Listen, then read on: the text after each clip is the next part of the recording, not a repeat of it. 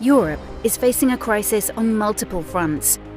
The geopolitical situation has led to war in Europe and the rise of armed conflicts globally.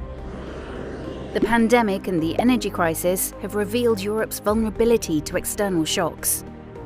Years of prioritising business interests have resulted in economic and social insecurity and undermined workers' purchasing power and living conditions. And increased insecurity has fueled the rise of nationalist ideas and far-right parties who seek to suppress individual and collective freedoms.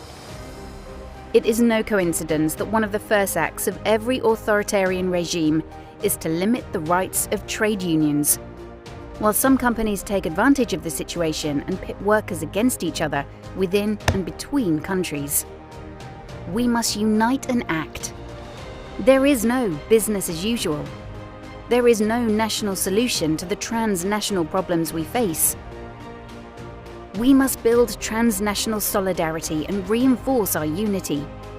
We must oppose structural inequalities and discrimination. Europe must build a common security policy, while maintaining peace, avoiding a rearmament race, ensuring social justice and delivering on its climate obligations. We need a Europe grounded on equality, with democracy, peace, and security at its heart. We will ensure that defence spending is not at the expense of investments in good industrial jobs and social protection. We call on the fiscal rules to be lifted for all investments. Priority must be given to anti-austerity measures, social sustainable investments, and public services. We will monitor the enlargement negotiations and defend the place of trade unions in the accession process, particularly in relation to decisions on how EU funds are spent. We stand in full solidarity with the people of Ukraine, our brothers and sisters in the trade union movement, and reiterate our demand for an immediate cessation of Russia's acts of aggression, while we call for dialogue and talks for sustainable peace.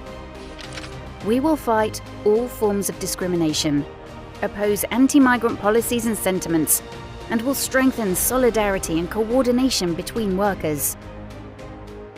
We oppose the idea of a fortress Europe and call for revision of the European reception system and action to tackle the root causes of forced displacement. And we call on workers to resist the temptations of political extremism, to stand together and ensure that we emerge stronger, not divided. By building a strong response that counters far-right strategies and developing coherent trade union actions, we will defend and strengthen democracy and the rule of law. We are building trade union power.